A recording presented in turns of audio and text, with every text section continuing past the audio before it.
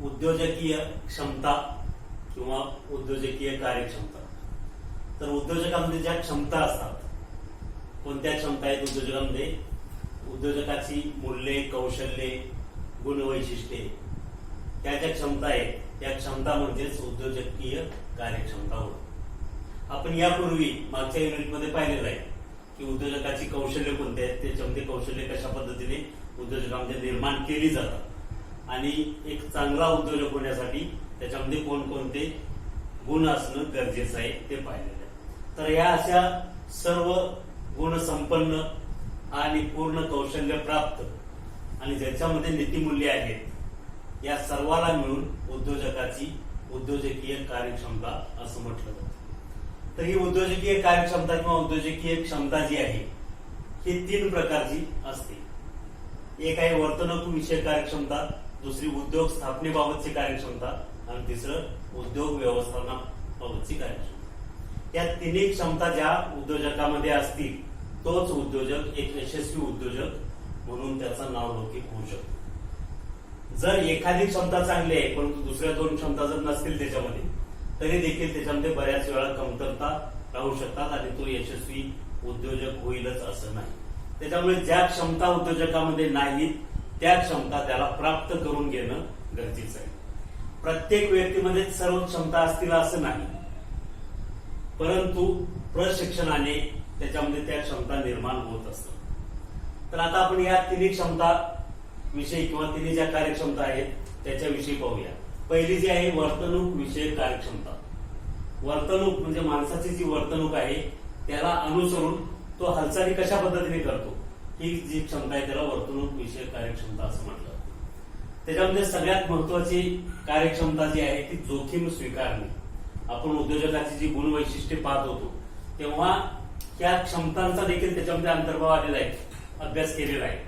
त्या गुणवैशिष्ट्यावरूनच या क्षमता ठरलेल्या आहेत। तर जोखीम स्वीकारणे, कोणताही उद्योग म्हटल्यानंतर त्या उद्योगामध्ये कधी ना कधी काहीतरी धोका होण्याची शक्यता असते की ज्याच्यामुळं उत्पादनामध्ये तोटा होतो, परंतु अशा धोक्यांना किंवा अचानक उद्भवलेल्या परिस्थितीला सामोरे जाण्याची तयारी उद्योजकांमध्ये असणं गरजेचं आहे। म्हणजे त्याने धोका स्वीकारला पाहिजे, जोखीम स्वीकारली पाहिजे। ती तात्पुरत्या स्वरूपात आहे, पुन्हा आपल्याला थोडे दिवस गेले की त्याच्यातून काही ना काही संधी चालून येणार आहे, हे ज्या उद्योजकाला कळतं तो चांगला एक उद्योजक होऊ शकतो। त्याचबरोबर अडचणींना सामोरे जाण्याची त्याची तयारी असली पाहिजे। कोणतीही अडचण आली तरी न घाबरता त्याला सामोरं गेलं पाहिजे आणि ती अडचण कशी सोडवायची ही सामूहिक विचार विनिमय करून सोडवता आली पाहिजे। त्याचबरोबर पुढाकार घेणे हा गुण फार महत्वाचा आहे। उद्योजक हा त्याच्या उद्योग संस्थेचा एक नेता असतो किंवा नेतृत्व करण्याची त्याच्यामध्ये त्यामुळे क्षमता असली पाहिजे। पुढाकार घेऊन जर उद्योजक काम करत असेल, सर्वांना बरोबर घेऊन जर काम करत असेल तर त्या उद्योगामध्ये निश्चितच फायदा असतो। यासाठी इतर जे आपल्या स्टाफमधले कर्मचारी आहेत, कामगार आहेत, यांना देखील त्यांचं जे विचार आहेत त्यांचे ते विचार मांडण्याची देखील संधी त्यांना दिली पाहिजे। त्याचबरोबर नाविन्यता आणि उपक्रमशीलता हा जो गुण आहे हा गुण देखील उद्योजकामध्ये असणं गरजेचं आहे। तर वेगवेगळ्या प्रकारचं साधने तयार करणे, उपक्रम तयार करणे, नाविन्य ठेवणे हे जर उद्योजकाला जमत असेल तर त्या ठिकाणी नवनवीन उत्पादन तयार करून तो निश्चितच कंपनीचा किंवा उद्योगाचा फायदा हा वाढवू शकतो। त्याचबरोबर ध्येय साध्य करण्यासाठी पाठपुरावा। ज्यावेळेस उद्योजक एखादा उद्योग स्थापन करतो तर तो उद्योग स्थापन केल्यानंतर आपला उद्योग कशा पद्धतीने यशस्वी होईल, हा उद्योग यशस्वी होणारच आहे हे त्याचं नेहमी ध्येय असतं आणि नुसतं यशस्वी होणार आहे उद्योग म्हणून चालत नाही, तर तो उद्योग यशस्वी होण्यासाठी रात्रंदिवस काम करून त्याचा पाठपुरावा त्या दिशेने जिद्द आणि चिकाटीने मेहनत घेऊन जर काम केलं तर तो उद्योजक यशस्वी होणार असतो। त्याचबरोबर माहितीचं संकलन, आपला जो उद्योग आहे त्या उद्योगाविषयीची माहिती किंवा आपल्या स्पर्धकांची तशाच प्रकारचे जे उद्योग आहेत त्यांची माहिती एकत्र करणे, संकलन करणे आणि माहिती ती संकलित केल्यानंतर त्याचं विश्लेषण करून हे सांगता आलं पाहिजे इतरांना। त्याचबरोबर व्यक्तिमत्व, उद्योजकाचं व्यक्तिमत्व हे अतिशय प्रभावी असलं पाहिजे, रुबाबदार असलं पाहिजे. कारण उद्योजक हा त्या उद्योग संस्थेचा प्रमुख असतो आणि त्याला आपले जे निर्णय आहेत हे निर्णय इतरांना पटवून द्यायचे असतात आणि ते त्यांना योग्य वाटण्यासाठी, त्यांच्यावर छाप पडण्यासाठी उद्योजकाचं व्यक्तिमत्व चांगलं असलं पाहिजे. एखादा निर्णय काय घेतला याचं विश्लेषण करून त्याला सांगता आलं पाहिजे. तर अशा प्रकारे वर्तणूक विषयक याच्या या कार्यक्षमता आहे. उद्योजकाचा दुसऱ्या ज्या कार्यक्षमता आहेत, उद्योग स्थापनेबाबतची कार्यक्षमता. उद्योग स्थापनेबाबतच्या कार्यक्षमतामध्ये प्रकल्पाची निवड करण्यापासून ते उत्पादन तयार होईपर्यंत या सर्व गोष्टी उद्योग स्थापनेच्या कार्यक्षमतेमध्ये येतील. एक चांगला उद्योजक प्रकल्पाची निवड करत असताना योग्य त्या ठिकाणी तो निवड करत असतो की ज्या ठिकाणी त्याला जास्तीत जास्त नफा होईल, कमी पैशामध्ये किंवा कमी मोबदल्यामध्ये त्या ठिकाणी त्याला कच्चा माल मिळेल, लेबर मिळतील, अशा ठिकाणी प्रकल्पाची निवड करणे ही फायदेशीर असते. तर प्रकल्पाची निवड ती कुठे केली पाहिजे आणि कशा पद्धतीने केली पाहिजे, जागा कशी निवडली पाहिजे याची माहिती घेणं गरजेचं आहे. म्हणजे प्रकल्पाची निवड किंवा कोणत्या प्रकल्पाची निवड करायची, योग्य प्रकल्पाची निवड करता आली पाहिजे. प्रकल्पाची जर का एकदा निवड चुकली तर बऱ्याच त्याच्यामधून चुका होत जातात. त्यामुळे प्रकल्पाची योग्य निवड होणं गरजेचं आहे. दुसरा आहे बाजारपेठेची पाहणी व अभ्यास. एकदा प्रकल्प कोणता निवडायचा हे ठरला की त्या उद्योगाच्या दिशेने त्याची वाटचाल किंवा ध्येय सुरू होतं. तर त्यासाठी आपल्या उद्योगाला चांगल्या प्रकारची बाजारपेठ मिळावी, यासाठी ग्राहक कोण आहे यासाठी बाजारपेठेची त्याला पाहणी करावी लागते, बाजारपेठ सर्वेक्षण करावं लागतं आणि बाजारपेठ मूल्यमापन करून त्या बाजारपेठेतला त्याला ग्राहक शोधावा लागतो. त्याचबरोबर उद्योग संस्थेमध्ये स्वॉट विश्लेषणाला फार महत्व असते. स्वॉट विश्लेषण काय आहे हे आपल्याला सविस्तर पुढच्या प्रकरणामध्ये आहे, परंतु स्वॉट विश्लेषणामध्ये एस, डब्ल्यू आणि टी हे जे 4 घटक आहेत. एस म्हणजे स्ट्रेंथ, डब्ल्यू म्हणजे विकनेसेस, ओ म्हणजे ऑपॉर्च्युनिटी, टी म्हणजे थ्रेट्स.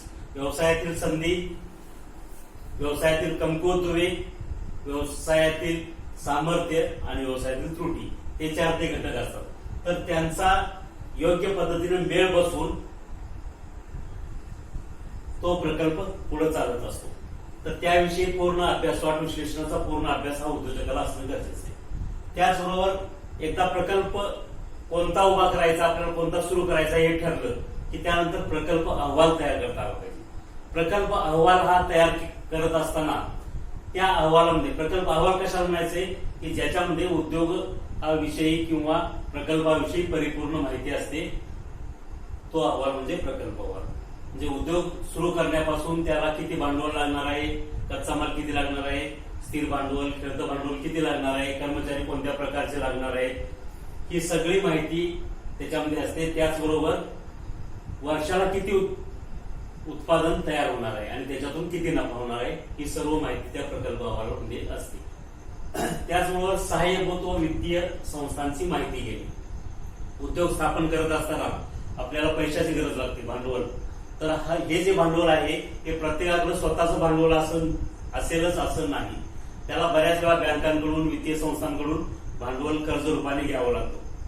तर हे कर्ज कोणत्या बँकांकडून घ्यायचं, वित्तीय संस्थांकडून घ्यायचं आणि व्यवसाय सुरू करत असताना आणि व्यवसाय सुरू झाल्यानंतर आपल्याला मार्गदर्शन करणाऱ्या कोणकोणत्या संस्था आहेत, जसं की जिल्हा उद्योग केंद्र आहे, MCED आहे, मेटकॉन आहे, खादी व ग्रामोद्योग विकास महामंडळ आहे, यांचं सहकार्य, ज्या सहाय्यभूत संस्था आहेत यांचं सहकार्य कशा पद्धतीने घ्यायचं याविषयी देखील माहिती घेता आली पाहिजे उद्योजकाला.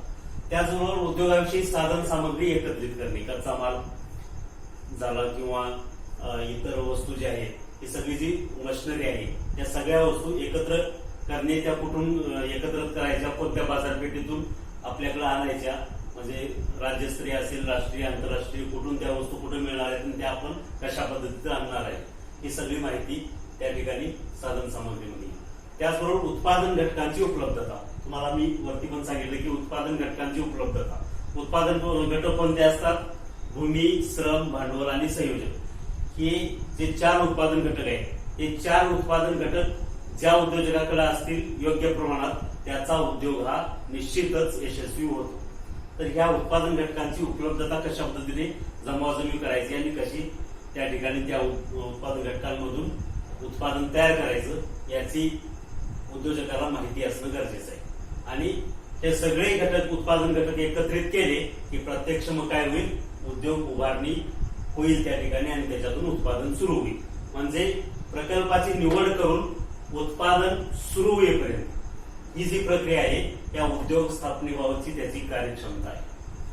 वर्तणुकीच्या कार्यक्षमतेमध्ये काय की उद्योग त्याला सुरू करायचा आहे, मग त्यासाठी त्याच्यामध्ये कोणते गुण असले पाहिजेत उद्योजकामध्ये. या ठिकाणी उद्योग स्थापनेमध्ये प्रकल्पाची निवड करून उत्पादन तयार होईपर्यंत आणि एकदा उत्पादन तयार झालं की मग त्या उद्योजकाचा पुढे कस अजून लागतो की त्याची उद्योग व्यवस्थापनावरची कार्यक्षमता.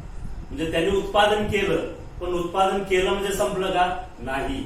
त्या उत्पादनाला जोपर्यंत बाजारपेठ मिळत नाही तोपर्यंत तुम्हाला नवीन भांडवल निर्मिती होणार नाही. त्यामुळे तयार झालेलं जे उत्पादन आहे ते विकलं गेलं पाहिजे. तर त्याची जी व्यवस्था आहे ती उद्योग व्यवस्थापन मॅनेजमेंट हा घटक फार महत्वाचा आहे. तर याच्यामध्ये उद्योजकाला निर्णय घेण्याची त्याची उद्योग क्षमता असली पाहिजे.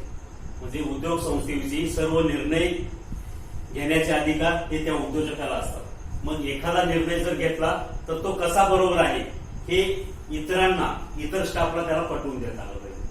आता या कंपनीमध्ये किंवा याच्यामध्ये उद्योग संस्थेमध्ये जे वेगवेगळे विभाग असतात, उत्पादन व्यवस्थापन विभाग असेल, वित्त व्यवस्थापन विभाग असेल, तर यांची प्रत्येकाची कार्य वेगवेगळे असतात. तर उत्पादन व्यवस्थापन मॅनेजमेंट जे आहे, उत्पादन कशातून किती घ्यायचं, दर महिन्याला किती घ्यायचं, त्याच्यातून वर्षाला किती घ्यायचं आणि ते विकल्यानंतर त्यातून किती नफा होणार आहे, हे उत्पादन व्यवस्थापन विभाग ठरवत असून त्यांच्या ज्या क्षमता आहेत त्यांच्यावर देखील बारकाईनं उद्योजकाचं लक्ष असणं गरजेचं आहे. त्यानंतर वित्त व्यवस्थापन क्षमता, आर्थिक जे घटक आहेत, वित्त व्यवस्थापन, फायनान्शियल मॅनेजमेंट, हे या ठिकाणी वित्त व्यवस्थापन त्याला म्हणता येईल. तर कशा पद्धतीने किती पैसे गुंतवायचे आणि त्याच्यातून आपल्याला रिटर्न किती मिळणार आहे हे या व्यवस्थापनामध्ये ठरत असतं. त्यानंतर पुढचा घटक जो आहे तो सगळ्यात महत्वाचा, विपणन व्यवस्थापन, मार्केटिंग मॅनेजमेंट.